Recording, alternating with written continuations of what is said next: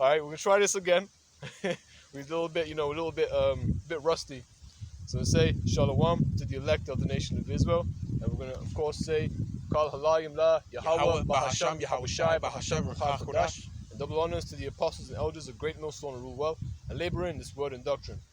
So let's get the logo up again. We go do that. So as it reads over here in the office of the Director of National Intelligence. So the National Intelligence of up in Babylon, they had that agency basically have a new logo and this is the aviation like sort of institution. This is their logo. This is their new logo. I'm sure you brothers have seen it. If you haven't already, here it is. Boom. There it is right there. You see that? You can see the so-called UFO, the so-called flying saucer over there. You can see on the side, right at the bottom. So it's interesting. They got these fighter jet. They've got some type of I think it's a helicopter or some type of bizarre plane. And then there's a 747 over there. And then you have what people call a UFO or a UAP, an unidentified aerial phenomenon. But of course, through the Spirit, we've identified it, man. It is indeed a chariot or a heavenly chariot. And we're going to go straight to Revelation 12 and 7. Can. Book of Revelation, chapter 12, verse 7. And there was war in heaven. Michael and his angels fought against the dragon, and the dragon fought and his angels. There you go. So there was war in heaven, and this is not to be confused with angels in the heavenly realm having war with each other or anything like that. Everything in the heavens is in complete order. The angels do the commandments. We use this scripture, and some people could say this isn't very clear, but we're going to use it because it is clear. All right. This is the book of Psalm 103 and verse 20. Bless Yahweh Ba'Hashem Yahweh Shai, ye his angels. Now the word angels, the actual English word angels goes back to the Greek word angelos, which means a messenger. Okay. And the Hebrew word would be mala'ak, which means messenger. All right. So in other words, his messengers in the heavens, right? In context, right? Because we're also angels. We're messengers. There's earthly angels. There's heavenly angels. As it reads, and Yahweh, bless Yahweh, ye his angels, that excel in strength, that do his commandments, hearkening unto the voice of his word. All right, because the angels in heaven do exactly that. There's no contention up in the heavenly realm, man. But when you read, and there was war in heaven, what that's really referring to is, the atmospheres where, there's like space, and there's where like where the sun and the moon is, right? We're gonna read this right, because the word heaven, there's levels to heaven, basically. This is Genesis 1 and 14. And Allahayim said, let there be light in the firmament of the heaven to divide the day from the night, and let them be for signs and for seasons, and for days and years.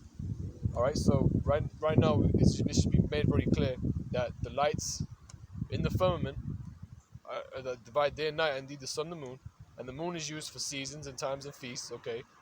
The phases, that's how we know it's the Shabbat, is according to the moon. Now, if you go to verse 8, and Allahayim said, and Allahayim called the firmament heaven, and the evening and the morning with the second day, So the firmament is called heaven. So where the sun and the moon are, that is also called heaven. Right? Because there's a heaven of heavens, there's levels to heaven once again. Okay, so this is what it's referring to. It's talking about the waters and the water atmospheres. Okay, that because it says there's waters under the firmament, which is the seas, and there's waters of the firmament above the firmament, which is simply things, waters in the atmosphere and what you call space. So that's where this war is going to take place.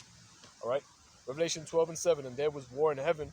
Michael and his angels, which is referring to heavenly angels, all right, in their chariots, and they're going to come for vengeance, for war. And it reads, again, Michael and his angels fought against the dragon, and the dragon fought and his angels, and prevailed not. Neither was their place found any more in heaven. All right, so the dragon is actually referring to is referring to E, man. It's referring to the Roman Empire, the nation of E. Ishar, the red man of Genesis 25. This is referring to him, and his messengers are indeed the people who are servants of him, who follow after him. Okay, that's the high elites, the people who he has in his military and whatnot. The military expedition in the skies, whatever you call those guys. You know anything besides any terms? Either way, The the Air point's Force made. type thing, Yeah, that kind of stuff, man. Yeah.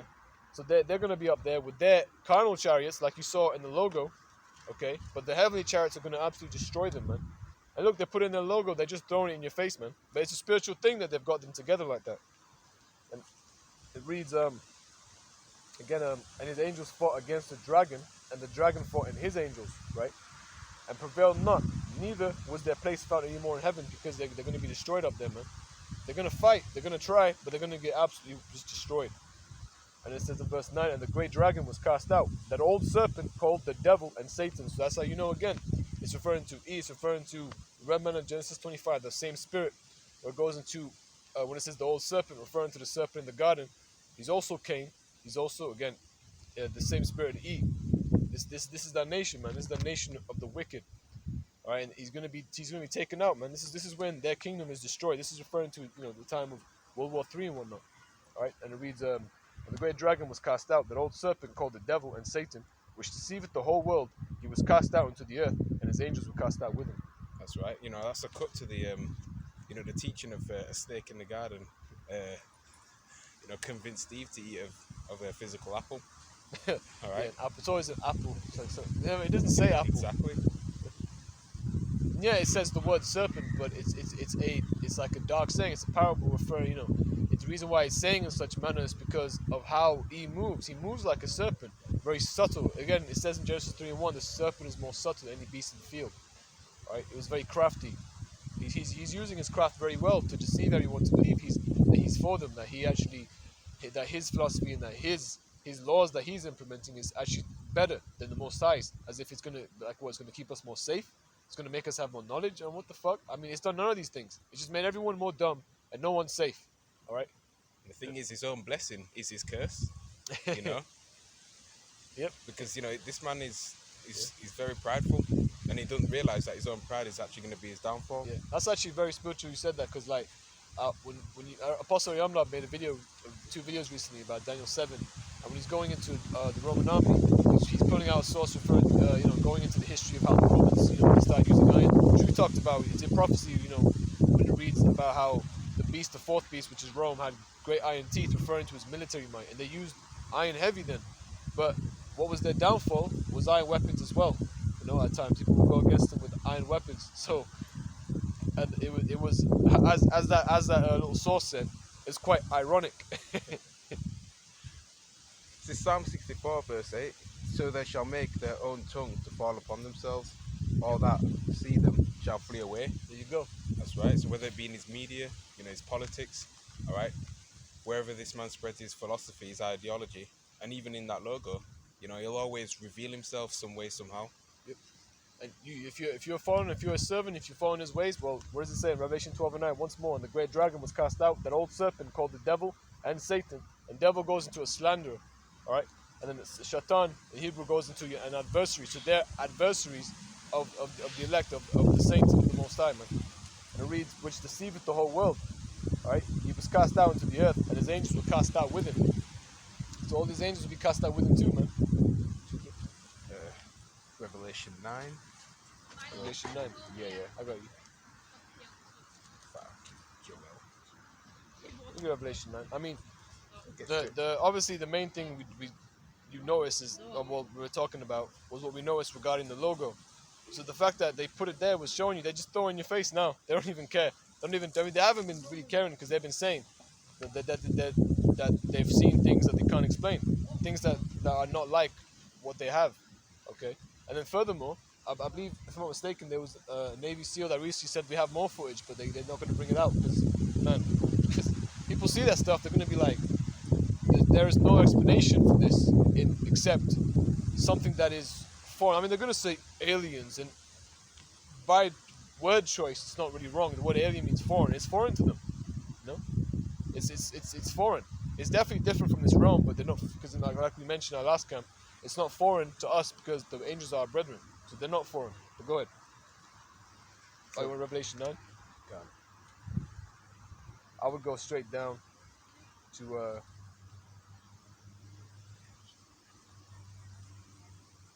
go down to verse 15 perhaps. You know what, man?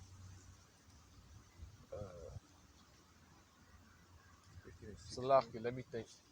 Start 16, man. Revelation chapter 9, verse 16. And the number of the army of the horsemen were 200,000. Yep. And I heard the number of them. And thus I saw the horses in the vision, and them that sat on them, having breastplates of fire and of jacinth and brimstone. All right, so the horses in the vision is actually referring to chariots, not chariots. I'm still chariots. I'm going crazy. It's referring to missiles, man. All right, we're into the missiles. I need to think straight. Let me just look at it properly. I'm trying to remember because I haven't looked through this for a bit, and this is what can happen.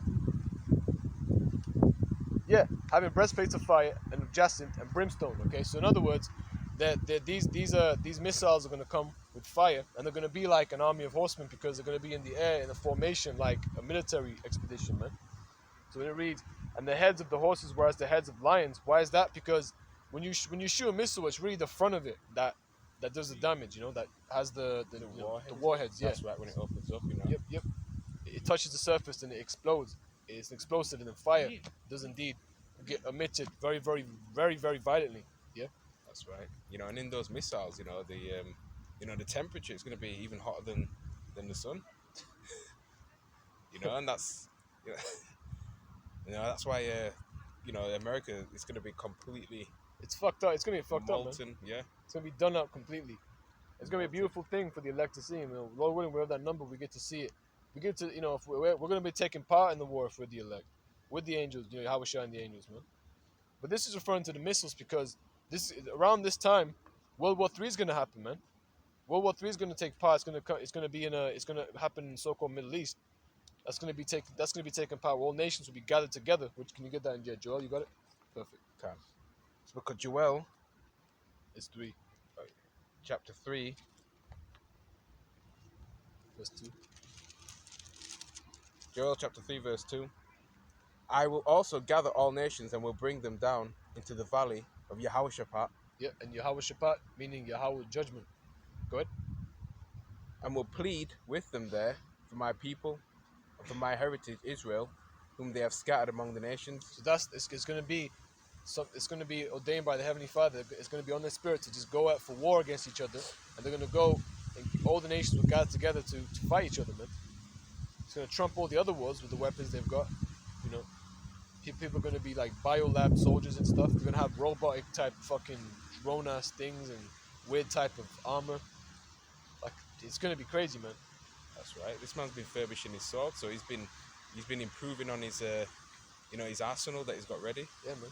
He's ready for real violence in that time to go against everyone. And of course, so when I say not just him in Babylon, but remember Russia are going to be the beginning of destroying Babylon, and they're also the nation of E.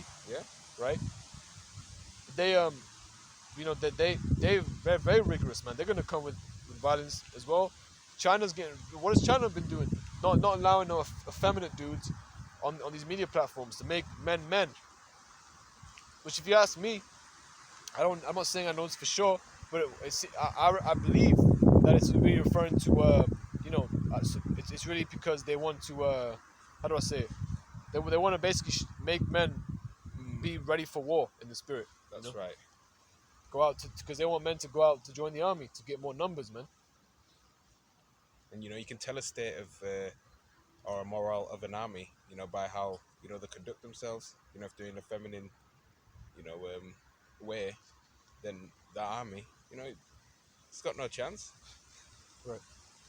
And when it reads again in Revelation 9 and verse 18, when it says, "But these 3 was the third part of men killed by the fire and by the smoke and by the brimstone which issued out of their mouths." Yeah, because you go in verse 17 at the end, it says, "Out of their mouths issued fire and smoke and brimstone," because again, the front of those missiles were likened to lions, lions slaying souls, and the fire is coming out, man. Destroy Babylon the Great, and the only people that's coming out of America is the elect. That's it.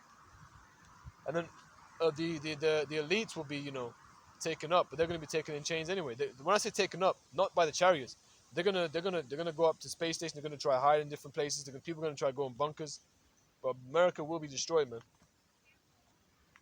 Yeah, you can go. Oh yeah, actually, I'll make a point. Verse 19. For their power is in their mouth and in their tails. For their tails were like unto serpents and had heads, and with them they do hurt. So like the end of it is like leading it and moving it towards the place, but it was the front of it that's actually destroying you because that's the missile. That's what it does. All right, you can go. Go on. This is second Esdras, chapter 13, verse 1. And it came to pass after 7 days, I dreamed a dream by night, and lo, there arose a wind from the sea that it moved all the waves thereof. And I beheld, and lo, that man waxed strong with the thousands of heavens. Yep. And we're going to read it actually. Yeah, go ahead. And when he turned his countenance to look, all the things trembled that were seen under him. Under him. Why is that? Why is that? And verse 4. And whensoever the voice went out of his mouth, all they burned that heard his voice, like as the earth faileth when it feeleth the fire. Go on. So I said, why is that? So why they saw under him is because he was in the chariot and the fire was coming down, man. They had much fear. People are going to see a giant chariot in the heavens that they're not going to be able to identify what's going on. It's obviously going to make them go, this is foreign. They're going to be, it's going to be something they never thought to look for, man. That's right, because chariots are a curse to the heathen, verse 5. And after this I beheld, and lo, there was gathered together a multitude of men out of number from the four winds of the heaven to subdue the man that came out of the sea. And when you start to read into it, the sea is actually again referring to the waters in the firmament region, man. That's what he's coming out of. So again, that shows you that this is all a heavenly thing, and people are going to try to go against Yahweh Shai and the angels. That's right. I can't even wish you good luck, really. You ain't got no luck. You ain't got no chance. You don't have a puncher's chance, all right? Good. Verse 6. But I beheld, and lo, he had graved himself a great mountain and flew upon it. Right, and that's Yahweh Shai in the chariot. Yep. It's a great mountain, so it's going to be a very large one. It's going to be like, one of the things you can look at. Like a fathership, Yeah, right. In essence. Like like when you think about like Star Wars, you see the Death Star. It's going to be something like that. Yeah, another film, that kind of portrays it. Similarly, is like Independence Day. At verse 7.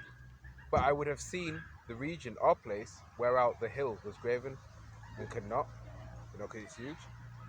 Verse 8.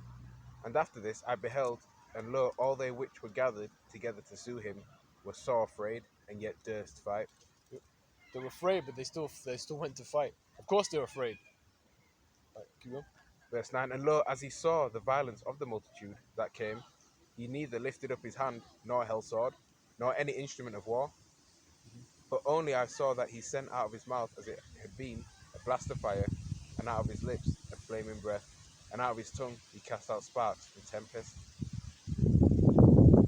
They were all mixed together, the blast of fire, the flaming breath, and the great tempest, and fell with violence upon the multitude which was prepared to fight. Yep. And burned them up every one, so that upon a sudden of an innumerable multitude nothing was to be perceived. Right, there you go. There you go. That's a clear description of, describing destroyed everything. Exactly. They just got fucked up. There's nothing they could do. Almost nothing remaining of them. They just got done out. No needs the finale to that, but only dust and smell of smoke. When I saw this, there you I was go. afraid. Just dust and smoke. That's it. That is nothing remaining of them. That's it. They got completely wiped out. That's beautiful, man. All right.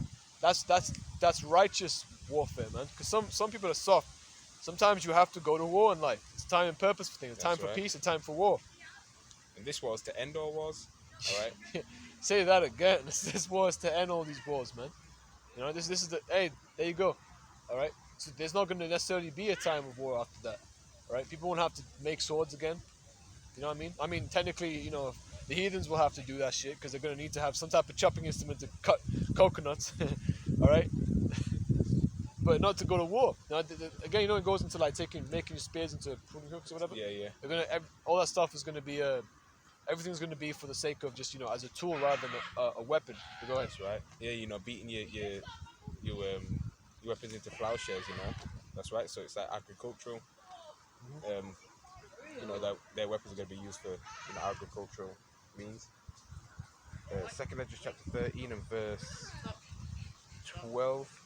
Afterward I saw the same man come down from the mountain, and call unto him another peaceable multitude, 13. And there came much people unto him, whereof some were glad, some were sorry, some of them were bound,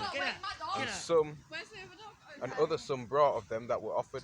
Then was I sick through great fear, and I awaked and said, Thou hast showed thy servant these wonders from the beginning, and hast counted me worthy that thou shouldest receive my prayer. So that's what Edris saw, And second Esdras, 13, it goes into the judgment. It talks about this, the latter days and whatnot, where the northern kingdom is going to be. So that again, it shows you about this. This is coming to America, all right. That's right. And World War III is going to pop off. There's going to be destruction upon the people in that land in the Middle East, in our land. You know what I'm saying? So much desolation will even be in our land. Good. Verse 15. Show me now yet the interpretation of this dream. For as I conceive in mine understanding, woe unto them that shall be left in those days, and much more woe unto them that are not left behind. Some more misery. All right, there you go. I think that's, You got any more? Should we close that? I think that's, yeah. Can leave it there. Points been Yeah, made, I the believe. points to make. So that logo is basically them just showing you, things that they know, and they know that these things are not of this terrestrial realm, man. All right, it's going to be one realm against another. I'll get that. You know what? That should be a scripture to end it off, man. Perfect. Because the scriptures talk about that, man. This isn't foreign to us. This is foreign to you. And the angels aren't foreign to us. They're our brethren. So realm is a key word. And we'll look for it. It is actually in 2 Esdras 13 and 31. And one shall undertake to fight against another, one city against another, one place against another, one people against another, one realm against another. And that is pretty explanatory when you understand that the heavenly chariots are going to come for war. Alright? So I don't want to say this video was edifying. We're going to give all praises, honor, and glory to Yahweh, Bahasham, Yahweh Shai, Bahasham, Ruach HaKodesh. and double honors to the apostles and elders, the great millstone who rule well and labor in this word and doctrine. Shalom. Shalom.